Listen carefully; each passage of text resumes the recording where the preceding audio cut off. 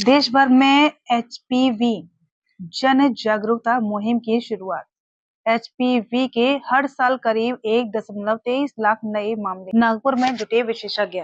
देश की प्रमुख वैक्सीन निर्माता संस्था सीरम इंस्टीट्यूट ऑफ इंडिया ने एचपीवी यानी कि ह्यूमन पेपिलोमा वायरस और उससे संबंधित कैंसर के प्रति लोगों को जागरूक करने के लिए देशव्यापी स्वास्थ्य अभियान की शुरुआत की है। इस अभियान का एक अहम हिस्सा कॉन्क्यूर एचपीवी एंड कर्क रोग कॉन्क्लेव 2025 का आयोजन नागपुर में किया गया है, जिसमें देश भर के चिकित्सा विशेषज्ञों ने भाग लिया। भारत में गर्भाशय ग्रीवा का कैंसर महिलाओं में दूसरा सबसे आम कैंसर है। हर साल करीब 1.23 लाख नए मामले सामने आते हैं और लगभग 77,000 महिलाओं की मौत इस बीमारी से होती है। साथ ही 90% मलाशय से जुड़े कैंसर और 63% पेनाइल कैंसर भी एचपीवी संक्रमण से जुड़े पाए गए हैं। कॉन्क्लेव के दौरान विशेषज्ञों के एक पैनल ने एचपीवी के कारण होने वाले कैंसर और उसके सामाजिक व स्वास्थ्य प्रभावों पर विस्तार से चर्चा की। इस सत्र का संचालन डॉक्टर संजय मराठी ने किया। डॉक्टर संजय लालवानी ने किशोरों और उनके अभिभावकों को इस बीमारी के बारे में जागरूक करने की आवश्यकता पर बल दिया। उन्होंने बताया कि 15 से 25 वर्ष की उम्र के युवाओं में एचपीवी संक्रमण का खतरा सबसे अधिक होता है। ऐसे में इस उम्र में जागरूकता और वैक्सीनेशन बेहद जरूरी है। वक्ताओं ने इस बात पर भी जोर दिया कि एचपीवी सिर्फ महिलाओं तक सीमित नहीं है, यह पुरुषों को भी प्रभावित कर सकता है। अब बाजार में उपलब्ध सस्ती और प्रभावी एचपीवी वैक्सीन की मदद से इससे जुड़ी बीमारियों को रोका जा सकता है।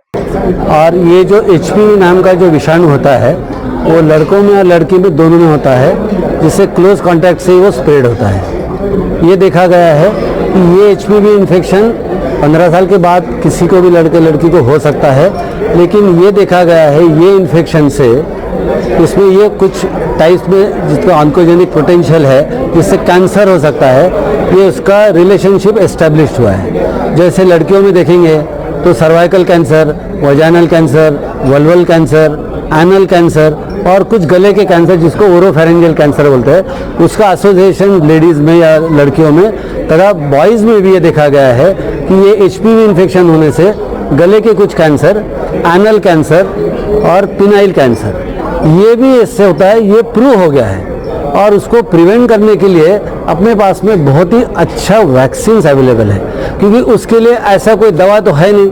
अच्छा, ये एचपीवी इन्फेक्शन जब होता है तो कुछ समझता नहीं है कि क्योंकि उसके कोई साइन सिम्टम्स नहीं होते तो हो जाता है। ये देखा गया है कि ऑलमोस्ट सब लड़के लड़कियों को एक 17-18 साल के बाद में उनके लाइफ में कभी ना कभी ये एचपीवी इन्फेक्शन होना ही है।